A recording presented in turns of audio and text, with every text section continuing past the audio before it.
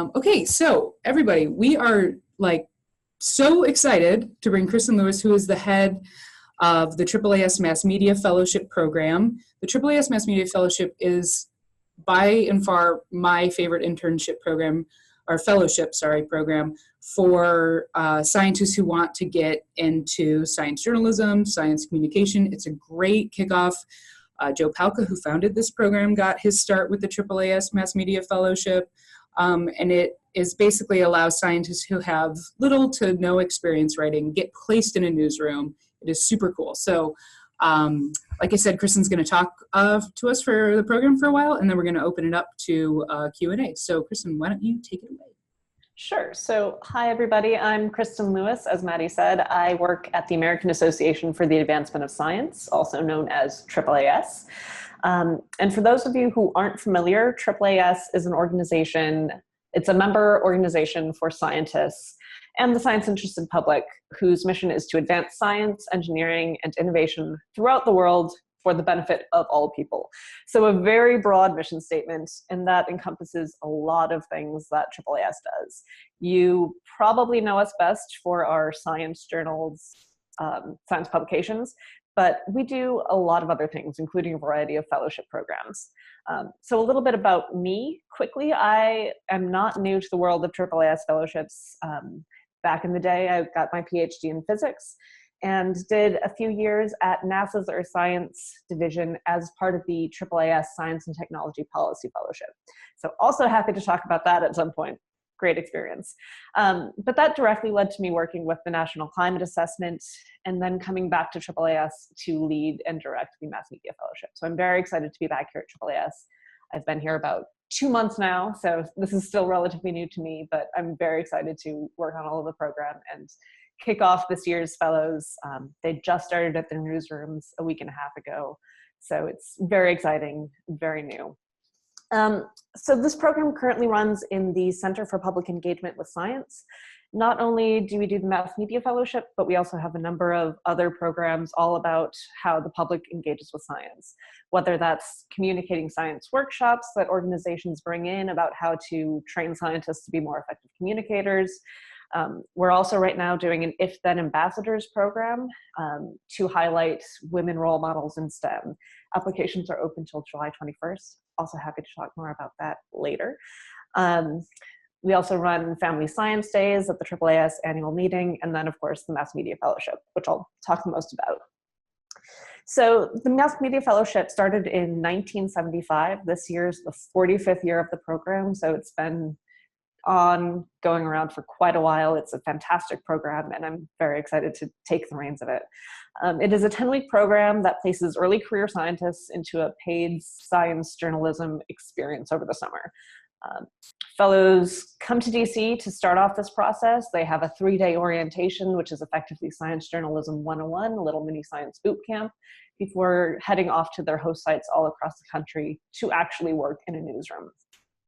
The media sites range in a variety of settings and fields, from national newspapers like the Washington Post and the LA Times, to radio programs like NPR, PBS NewsHour, and King 5 News on TV. We have a number of magazines, whether that's Discover Magazine or Scientific American or Wired, and then more local coverage as well. We have the Idaho Statesman, the Austin American Statesman, St. Louis Post-Dispatch. So it really does extend to a wide variety of news outlets, which is really exciting for me to be able to see such a different set of groups.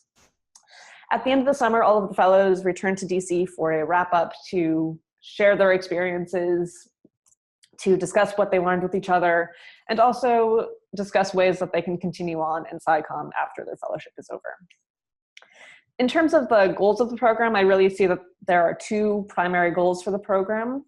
Broadly, the goal is to enhance coverage of science-related issues in the media, right? So we see science media as really critical for improving public understanding of science, for ensuring that we have a science-informed public to participate in civilization, to understand what's going on around them, to participate in democracy. So we achieved this goal, or we think we achieved this goal, by helping to put more scientists in the newsroom first and foremost. I presume most of you are scientists in this room. And so getting more people like you into a newsroom to help bring that scientific experience to a newsroom is one of the goals. We also do this by developing media-trained, media-aware scientists.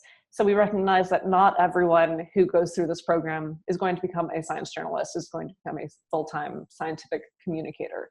But even if they go back to academia, it's very helpful for them to understand how science journalism happens. How does a newsroom work? How does a journalist see my story, see a press release about my story, and turn that into an article in the paper? What is a journalist looking for if they connect with me to talk about my research? So it really helps build and foster these connections across academia and journalism. And then for our fellows themselves, we also have a number of goals for our fellows. So again, it exposes scientists interested in SciComm to a newsroom experience. It exposes them to a wide range of opportunities in SciComm, and it helps them grow your network of fellow science communicators.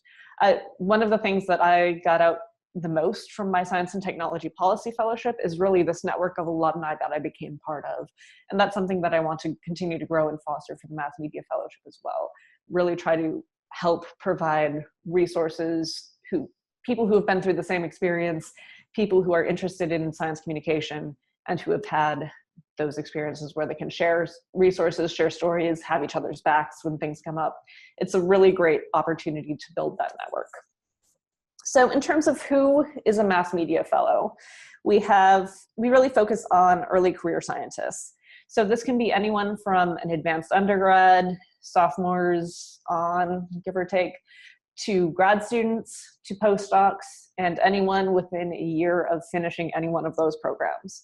So we're not really looking at mid-career scientists, but for those of you who are going through grad school and like me decide that, maybe academia isn't what I want to do with my life, this provides a good opportunity to have an experience outside of the lab and showcase a wide range of what you can do with the science PhD that isn't continuing in academia.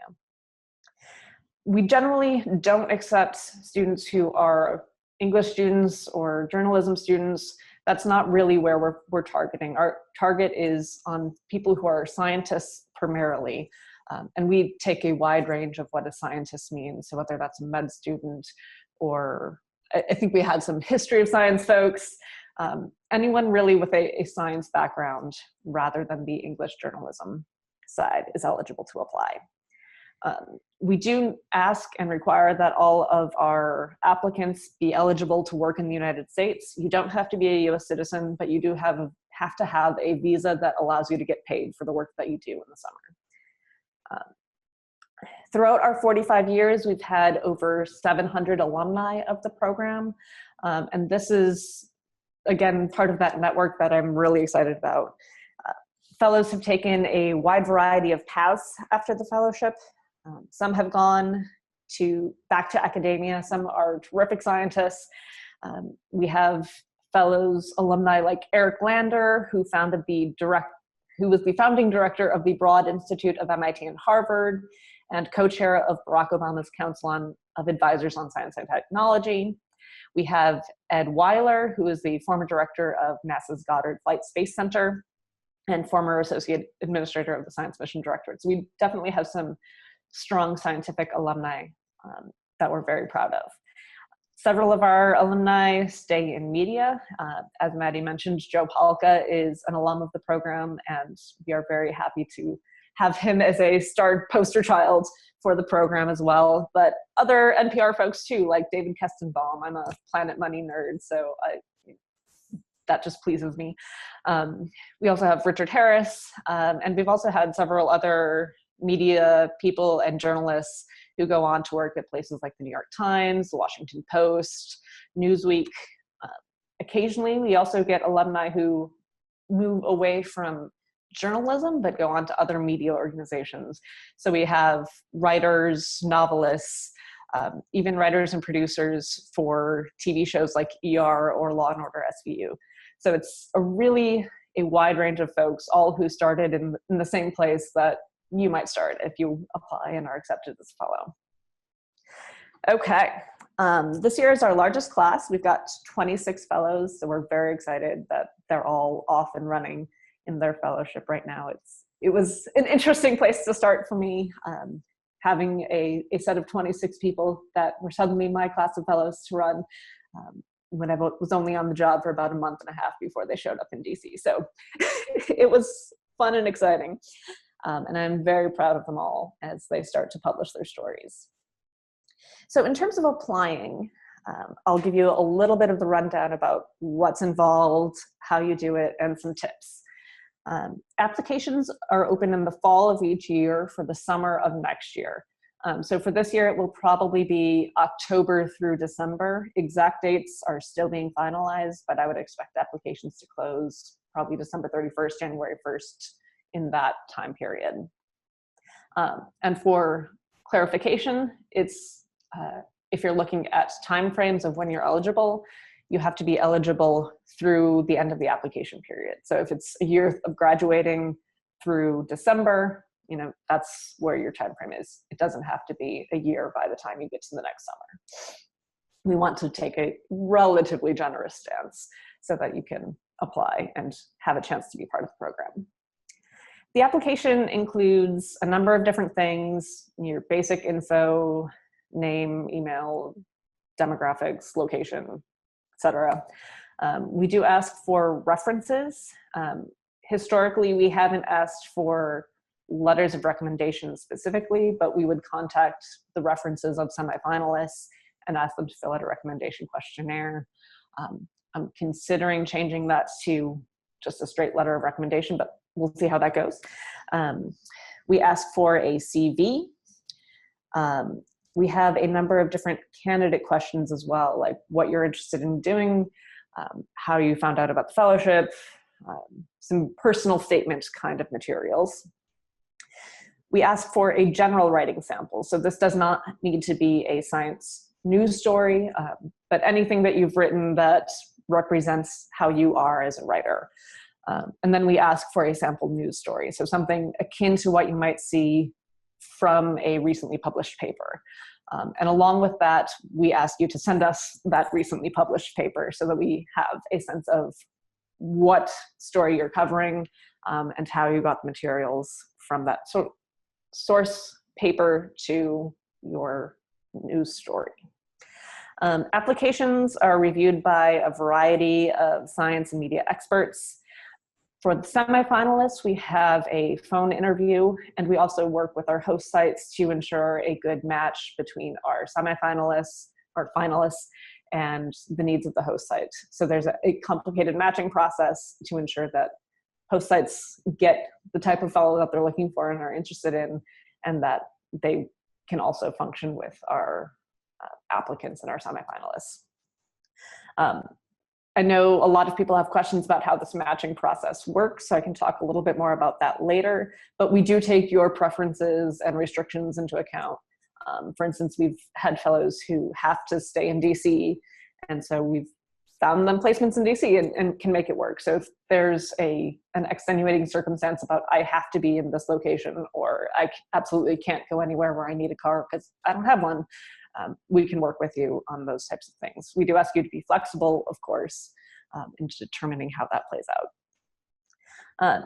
This is the first year the program has been run through the Center for Public Engagement. So as I come on board, as our office comes on board, we are playing around a little bit with how the application process works. So everything is still a little subject to change, but the basics and the tone of the application won't change. Okay, in terms of tips for applying, we have a number of different places you can find tips. We actually have a webpage full of tips for applying. If you click on the apply link for the Mass Media Fellowship page, there is a list of tips for applying that has a number of useful materials. By far, the biggest and most effective tip for how to apply is write. Write more. Keep writing, do more writing. It is really something that we want to see. So while we are, while we're not looking for science journalists already, we are looking for people who have a demonstrated interest and a demonstrated passion for science communication, for science outreach, for science journalism. So however you can fit writing into your lives, please do. That will make your application stronger. It will make your writing stronger. It will make you a more competitive candidate. So in terms of how and where to write, there are a number of different opportunities. You know, if you can do some freelance journalism, go for it. Pitch a story to a paper, pitch a story to a magazine. There are a number of different online outlets. Several of our fellows have written for an organization called Massive Science. It is an online platform for science communication and a great opportunity to start that science communication practice. Some people would say also that the office hours program that's run through the NPR SciCommers is a great way to start as well. Just some people might say that indeed. In there. People say it. I'm not saying it, but I've heard that like 50 scientists have gotten their first publication through that program, and we can talk about how that works with how that's helped people get into the mass media fellowship at a later time. I'm playing it cool. Kristin, go on. It has been said that the NPR SciCommers are a great resource and a great organization to get involved with, and I was going to touch on that in a minute. Work with your local university to seek out writing opportunities. So your university probably has a public information officer or somebody who writes press releases about all of the cool stuff that's going on in your university. See if you can volunteer with them to help them draft some press releases. Maybe you have a cool new article that you just got published, and you can work with your press or public information officer to help develop that into a press release, or even a story that you could pitch to a university blog or your local paper, your local school paper. That's all great. Yeah, so keep writing. If you have a blog, great. If you have a podcast, great. If you can participate in somebody else's blog or podcast, great. We're not looking for any one specific type of writing, just that you are actively doing something related to science writing and science communication. I also strongly suggest you start to develop and build your science communication network. So this is a really important piece. Talk to other people who have been through the fellowship program. The NPR SciCommers group is a terrific resource. It's got a number of people all involved and interested in science communication. You will learn tips and tricks. You can get peer-edited advice. There are a number of current and former mass media fellows who are in the SciCommers group and would be happy to talk about their experiences. There are a number of current and former fellows on Twitter that you can follow who are very personable and very eager to talk about what they're doing. I am in the midst of a summer of retweeting all of the stories that they're publishing right now. So take a look, follow some of them, talk to them, say, hey, this is a really cool piece you did. I'd love to talk to you more about how you did that. There are organizations like the National Association of Science Writers that you can join. I think they have student memberships that aren't ridiculously expensive. So look into opportunities like that. You may also have a local science writers organization. So here in DC, we have the DC Science Writers Organization, which you can also join. Take a look and try to find the networks of science communication, science writers around you. Talk to local journalists and science writers. See who's covering the science beat for your nearest large paper. Invite them for coffee. See if you can do an informational interview. Talk to your public information officers. Talk to your scientific society organizations. They all have press public information officers that would be happy to talk to you about science communication and what it means for your field or your particular university. Just reach out and don't be afraid. Let's see. In terms of your writing samples, there are a few tips as well.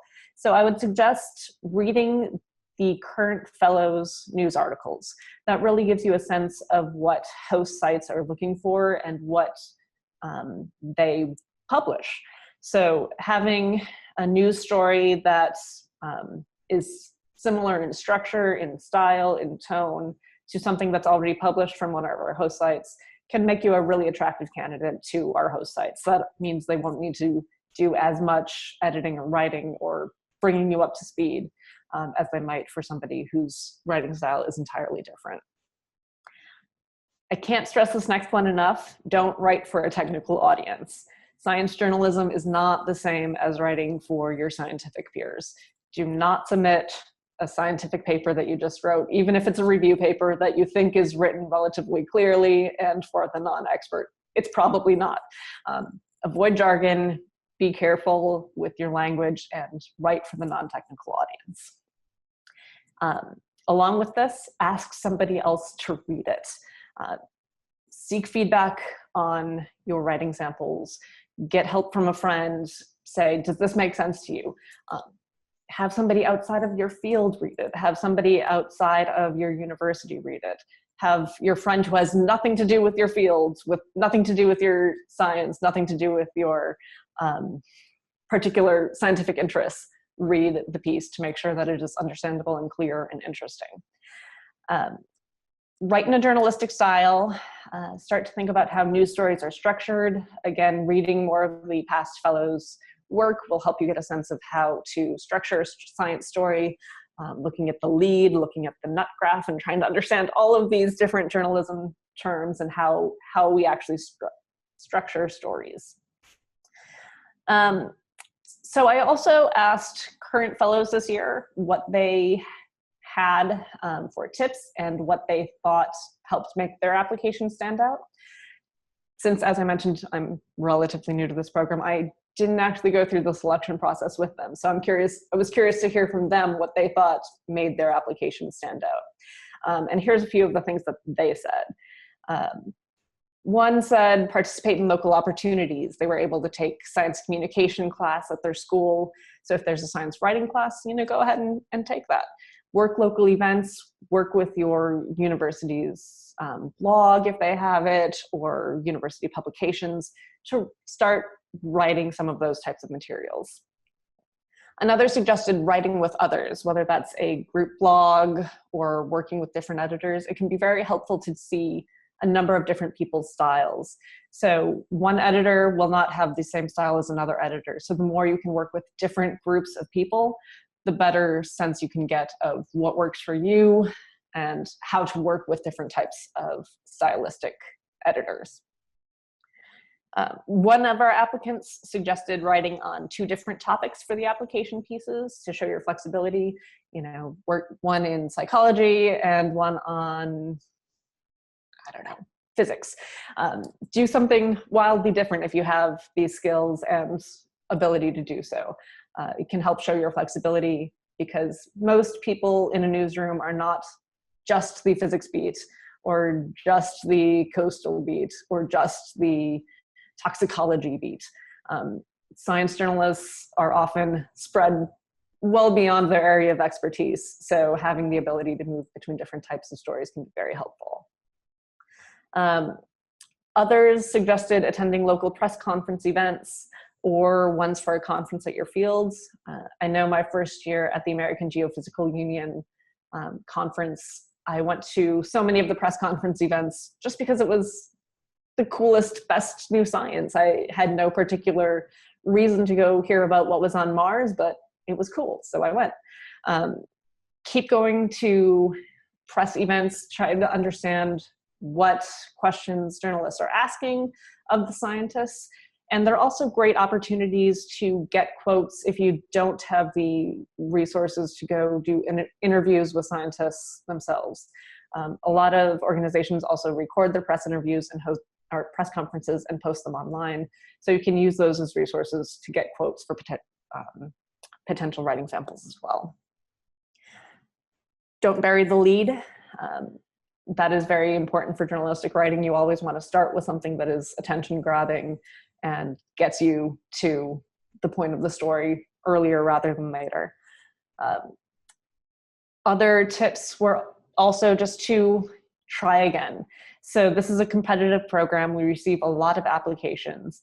And for many of our fellows, it was not their first time applying. Try and try again. I think one person said it was their 3rd year that they had applied and they finally got it this year. So keep trying.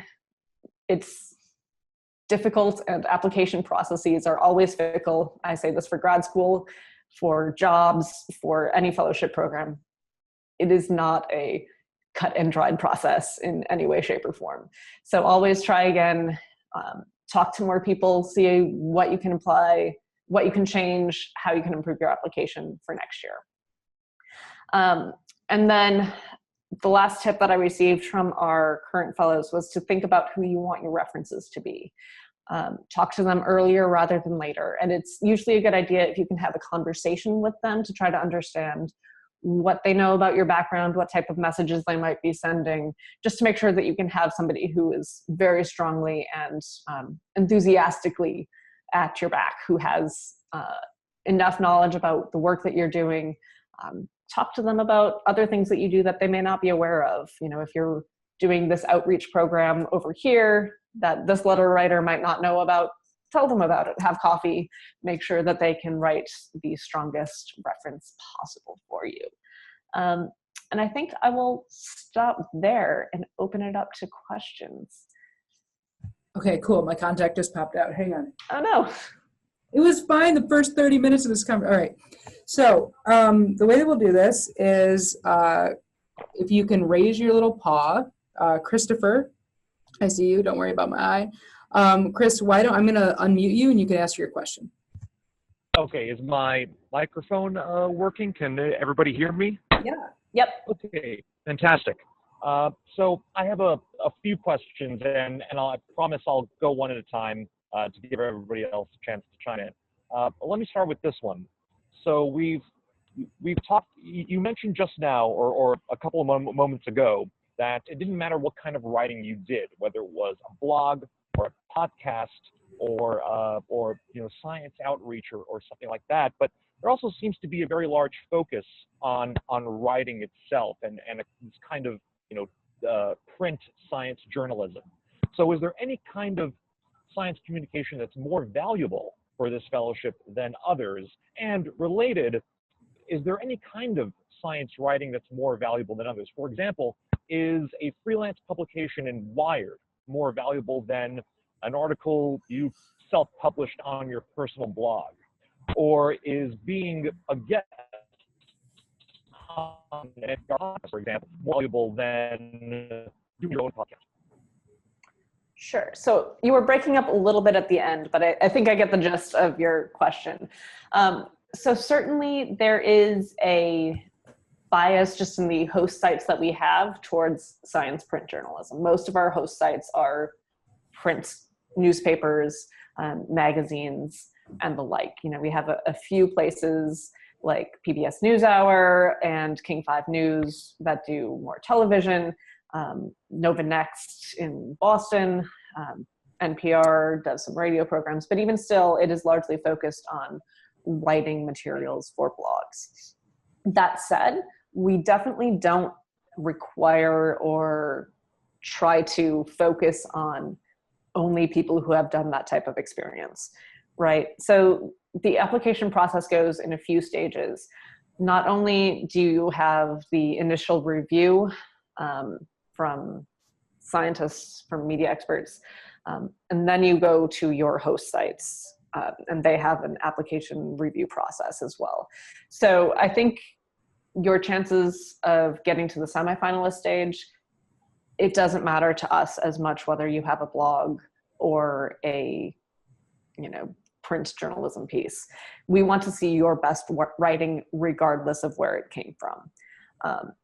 I think the host sites probably will have a better reaction to pieces similar to what they produce, just because they want somebody who can slot into their newsroom relatively quickly. So you might have a better chance with the host sites and getting to that stage if you have publications similar to what they already do, which would largely be print pieces.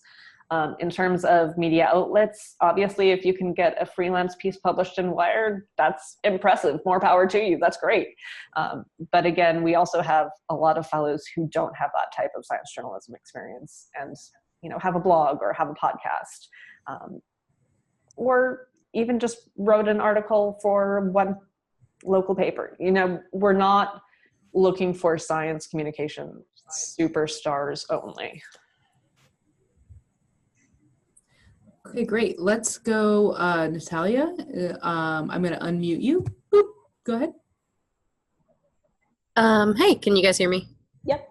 Okay, perfect. So my big question is, so I've heard from a lot of people who've gotten it that they did apply multiple times, as you were talking about. And so I guess something I was wondering is, do we get feedback on our application if we get turned down so that we actually can kind of work to improve it? Do we get feedback from the people that actually reviewed it? Unfortunately, we don't provide direct feedback from our reviewers on your application in general. I am happy to share generalities about what makes an application stronger, but due to the number of applications we receive, it's not feasible for us to provide individualized feedback. That's fair. Thank you. Can I just, I'll just like off of that. So do you, Kristin, do you suggest that people apply maybe earlier on in their career, anticipating that they may not get it the first time? Like, I'm wondering if I'm, like a fourth year graduate student, even if I know I wouldn't necessarily be able to leave the lab to do this internship, is it strategically smart for you to apply knowing that you're more likely to get it on your, let me rephrase. Is it that you're more likely to get it on your first or second try because the AAAS fellow or the AAAS program sees like, okay, we know you applied last year. That means that you're in a different bucket than people applying the first year? Or is it that you tend to just get more experience as you go on and that's why the second or third time is more likely?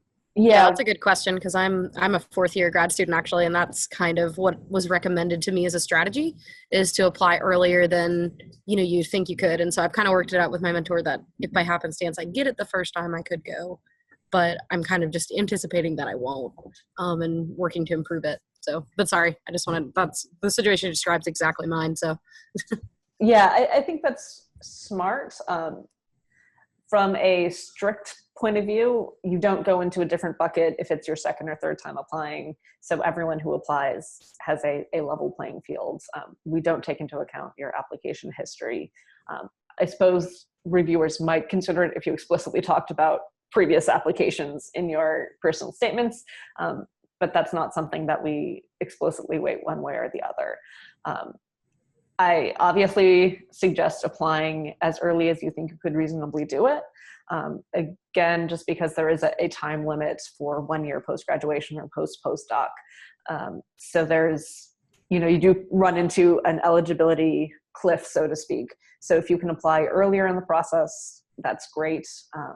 And I really do think what you mentioned, Maddie, about just having more experience as you apply again, you learn how to adjust your application, you learn how to improve your writing from year to year.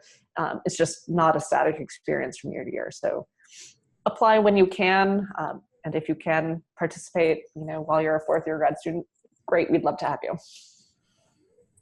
Is there any situation in which you could get into the program and then defer to like the next year if you get in and you're like, oh God, I got in? You know what I mean?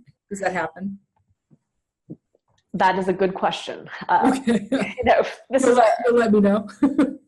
I don't think that's something we would likely do, just because the process of matching with host sites and ensuring that host sites get somebody that they want, that process feels complicated. So I don't think we would officially allow for deferments. That's something I could consider potentially, but I would think that even if there was a deferment at the semifinalist stage, you'd still have to go through the ranking and matching process with the host sites, which could jeopardize potential placement. Okay, Jordan, I'm gonna unmute you. All right, prepare yourself. Go ahead. Hello. So my major question is the difference in the selection process going from initial application to semifinalist and then from semifinalist to finalist. So what is the difference in that selection, basically? Sure. So the initial round from applicants to semifinalist is more of a traditional review process. We have experts that we call in to review applications, and we rank you and we select semifinalists based on that initial application process. At the semifinalist stage, we will then send out applications that we think match what a host site is looking for, give them a number of applications, anywhere from 5 to 10, I think. They rank those semifinalists. We have phone interviews with the semifinalists after those rankings come in, so we can try to judge how semifinalists would feel about different types of placements. And then we do the giant puzzle jigsaw matching, trying to get the host sites and the finalists together. So I guess semifinalists and finalists are kind of very similar. Okay, so just in terms of, in my understanding, so it seems like once you get to the semifinalist stage, that's when those host organizations really play a really much more major role in the selection of whom where. Okay, perfect. Thank you very much. No problem. There was one person asking a little bit more about the match and host sites process, but I think we just touched on that, but I'll let me know. Christopher, let's have you ask another question. So you mentioned that application history isn't taken into account in any way, but then why does the application ask you what years you've previously applied? That is something I didn't know that it actually did. As I mentioned, I haven't gone through the selection process myself. That is a good question. I don't think previous application history should be taken into account. So that may be something that we change this year. I can also speculate that it just might be for record keeping, so we can keep track of demographics of how many times on average does it take people to apply before they get it. So I would imagine it is much more statistics and demographics on our end than it is your actual success chances of receiving the fellowship. Yeah, Chris, in my experience where I have been here for 3 years and we've gotten 3 fellows and I've gone through the process from the host side, that seems to be that it's less about a person getting in on their second shot because they've already tried once, and more about probably like the more boring logistical stuff and grant funding stuff and that kind of stuff. That's my understanding. Yeah. So I have more questions that I could ask. Everybody don't be shy, like this is what this is for. So go ahead and, somebody can unmute. Nope. Chris, do you have another question? Yeah, sorry, I do have a bunch of questions. Anybody has a question, they go for me, but I do have a bunch. Tell me a little bit more about what does the ideal candidate look like? The impression that I'm getting is that freelance publications at major outlets will really boost your chances. But on top of that, what does the background of the ideal candidate look like? And if you don't mind, I'll just tell you a little bit more about myself. I've given talks at events, not just about my research, but about other topics as well. I'm very active in the local community, the science communication community. I've been a scientific consultant on short films, and I'm just not sure what else I can do other than to keep pitching and try to get more publications out there. Yeah, so I mean, all of those sound like great opportunities that you can participate in and that you're already doing. So kudos, keep doing those. Really, I don't know that we have any one ideal candidate. I definitely think that we strive for having a diversity of experiences within the fellowship. So we definitely don't want an entire cohort of all astronomers or of all biologists. So we want a diversity of disciplines in our cohort. We want to ensure that we have, not all first year grad students. We want a discipline or a diversity of where you are in terms of your schooling, so that we can continue to develop scientists throughout their grad school careers. Really, it comes down a lot to your writing samples. So if you have, again, those major superstar freelance writing pieces, that's terrific, that's impressive, but again, that's really not required. I don't know that any of our fellows this year had something, at a freelance at Wired for example. I could be wrong about that, but I don't think so. We really just want to show that, or to understand that you are interested and passionate about science communication, and how you demonstrate that is through doing those types of activities, doing science communication, doing outreach events, doing publications in whatever way, shape, or form you can. We recognize that not everyone has the same opportunities to really get a pitch accepted at major organizations. When I was a grad student, I always felt like any time I wasn't spending in the lab was time that was wasted. So I understand that different lab expectations, different grad school protocols can affect how you might be able to do, some of those more major, complicated pieces. I don't know what else to tell you. So we have a question from somebody that couldn't get their hand raised. Margot, do you want to go? Do you want to ask your question? Let me see, I will unmute you. So prepare yourself, Margot. Go ahead. Ready for it. Can you hear me? Yeah, yes. Answer you, perfect. Awesome. So I have a question about, I know that you said that you want like a diversity of kind of backgrounds, and the writing sample in the end becomes the most important because that's a lot of the places that you're matching with are news sites. But do you guys ever check, like, I would say that like the work that I'm most proud of is in audio form. And so do you guys, like if you put a website on there, are you guys going to listen to that? Or is that like probably not going to happen?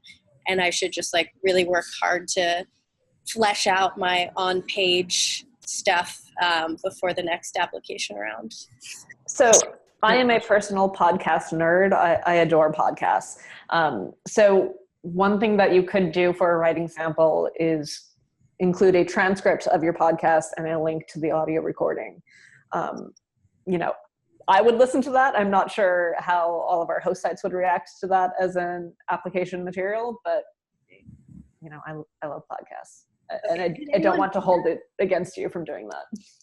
Did anyone do that this round, and was it successful? I don't know. Oh yeah, I forgot. You didn't. Sorry. It's very weird taking a group of a cohort of fellows that I didn't actually have any hand in selecting. So it's kind of an odd situation for me.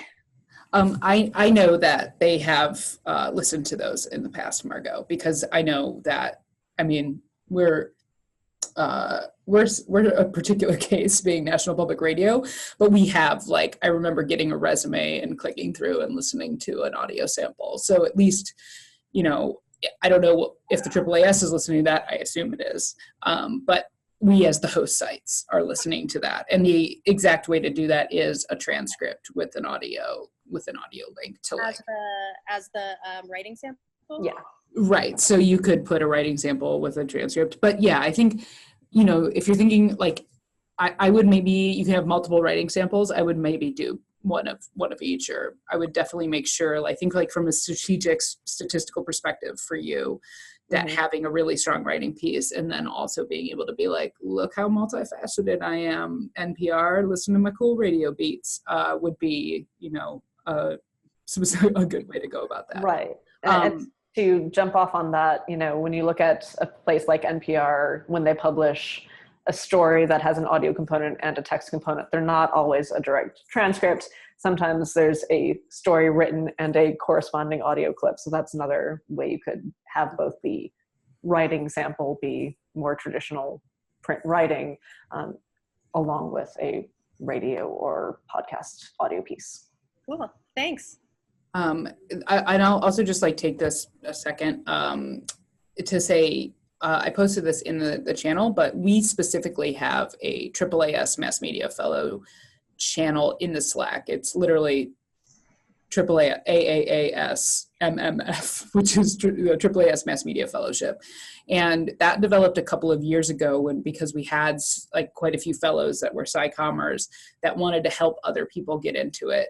So like if you go back through that channel, you'll see like Stephanie Hamilton, one of my favorite things is like, oh my God, I'm cutting myself close. I have to have my sample, and can anybody read this for me? And so that program, that channel we developed, that has people that are Mass Media Fellow alumni in it and people that are applying, and then those people get together and get basically some help from both sides. Because I think one thing is that the AAAS Mass Media Fellowship has a beautiful alumni network that is really interested in helping and working alongside that. So that is a channel that if you're interested in this, I put it in the text of the chat, but I would really strongly encourage you all to do this. Mm-hmm. And the reason that I asked Kristin to come do this in June is so that you guys have kind of a long lead time before the application process this fall. And you have the ability to do that. And Chris, I will allow you to ask more questions in a second, but I also just want to point out, that there are a couple of AAAS Mass Media Fellows this year that went through the office programs to get those bylines. And, one of your fearless leaders, Kimberly McCoy, got a byline at NPR through the Office Hours program before she applied. She had applied for multiple years ahead of time. And then got it basically, it's hard to say like why she got it this year, but I think like an NPR byline is something that is really attractive. So that Office Hours program is manned by 2 humans that love you all very much, but have full-time jobs.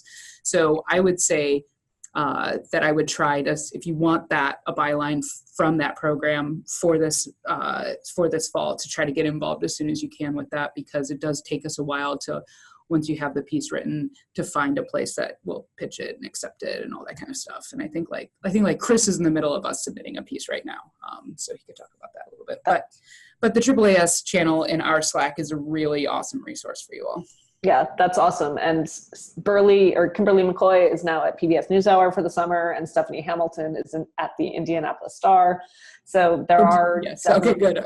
Hamilton got in even with that last. She got it. She got it. So I want you guys to encourage doing that. Jordan, I will let you ask a question because I think you've asked one last question than Chris, and then we'll go back to Chris, which I just love that. Okay, go ahead, Jordan. Oh, did I? There we go. Can you hear me now? Yeah. Okay, so since the AAAS fellowship is really geared towards early career science communicators, is there a potential to be, I guess, overqualified? So I guess the question is, for example, between now and the summer, there is the fall and the spring, which is opportunity for other short-term fellowships or internships that you could take to then gain some science communication journalism experience and get some publications under your belt. Would those end up acting in a detriment, because then you'd say, oh, well, you actually have more experience in what we're looking for at this time? I would say if you're interested in science communication, take whatever opportunities you can get. I don't think we would actively hold those against you. While we do want to encourage people who don't have any science or a strong science communication background to explore this, we again want that range of people. So we would be more than happy to consider your application, even if you'd already done some fellowship programs. Just maybe don't already have a master's in journalism. Got it.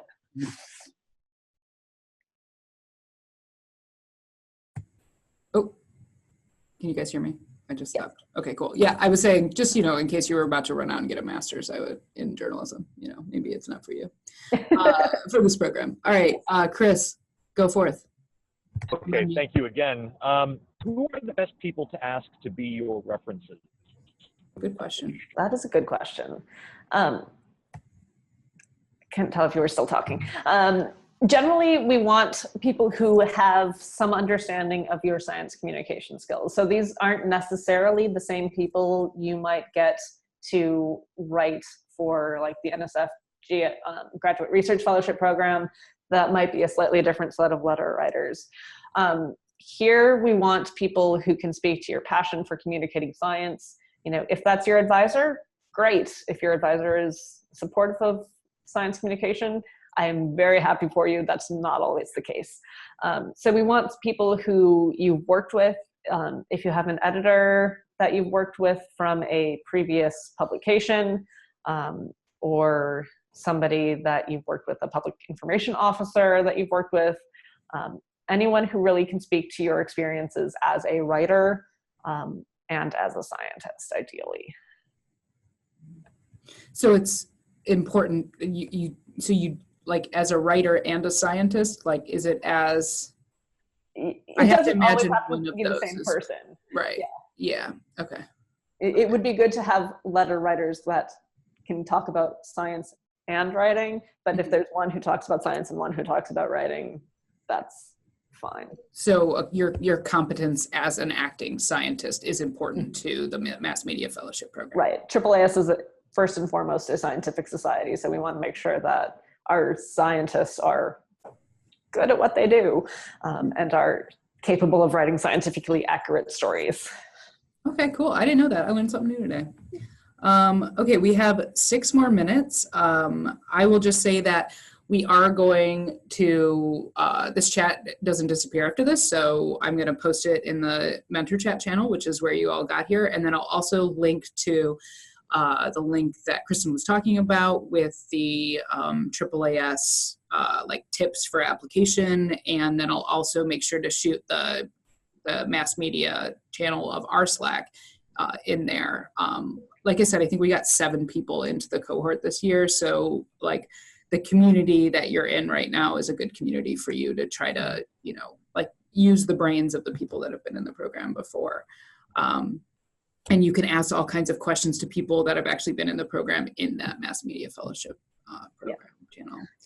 So, and along with that, you can also reach out to me at mmfellowship@AAAS.org. That will directly go to me, and I can answer general questions about about the fellowship, or if you have a specific case, like I'm not sure if my university will let me do it this summer, or your particular application, I can answer some of those questions as well. Okay, well, I'm going to put your email in the Slack channel, so know that that's coming. It's on the website, so. Okay, so it's public. Okay, great. All right, well, like Kristin, this is amazing. Thank you so much. We really appreciate you coming by. Yeah, we're going to post this, and thank you everybody for having such a great discussion about this. And like I said, we're going to put more stuff in the Mass Media Fellowship channel, or the Mentor Chat channel and the Mass Media Fellowship channel for you to follow up on. Great. And I look forward to seeing all of your applications in October. All right. So that's link, Kristin. Thank you. All right. We appreciate you guys. All right. Bye-bye. Thanks. Bye.